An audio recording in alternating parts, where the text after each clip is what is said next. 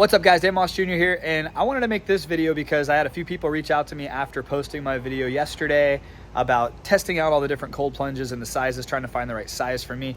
And this behind me got a little bit of attention. This is my original ice barrel that I did my original DIY with an active aqua chiller, submersible pump, etc, etc. Tons of people followed that video, and to be honest, I still use that setup, but I'm using that setup on my ice barrel 300 now because I have it here and it's set up and that's what I'm using, right?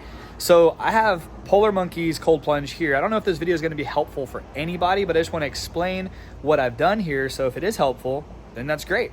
So ice barrel 400, the original ice barrel, Polar Monkey's chiller, an all-in-one chiller. This is their new chiller. So I don't even know if you can buy this chiller. I don't even know if you can find this chiller anywhere. I haven't looked.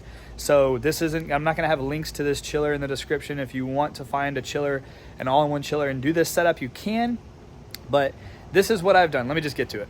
All right, so right now I have it off because it's been tripping my power. I have way too many cold plunges and things pulling power from this, so I'm gonna have to run some more power out here. Basically what I have is an all-in-one Polar Monkey chiller. This thing has the pump, has the filtration system, and it has everything built right in.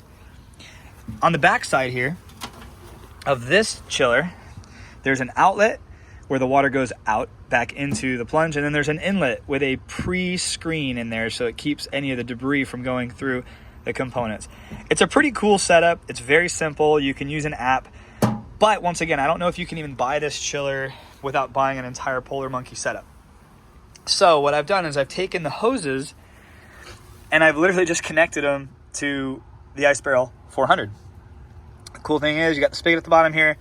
The tubing is already the right size. This is the little brass piece that came off of the Polar Monkey's tub. So all I did is unscrew that, put that on there, screw the hose on there, and I already have these holes up here. So this is gonna be this continuous video. Not a ton of editing, just literally showing you exactly what I did. So what I did down here is I connected that little, can you see it? That's the same brass piece there that screws into this hose. I already had the hole there from when I made the hole. This is just a piece of PVC that I just stuck in there because water was coming out. I didn't want to drain my water out. And yeah, and it works. So very simple setup. If you can find an all-in-one chiller like this, please post it in the comments below. Let me know where you're getting them from, because this could be very helpful for tons of people. But yeah, I have it turned off right now. I can just literally plug it back in and turn it back on, and it sprays water.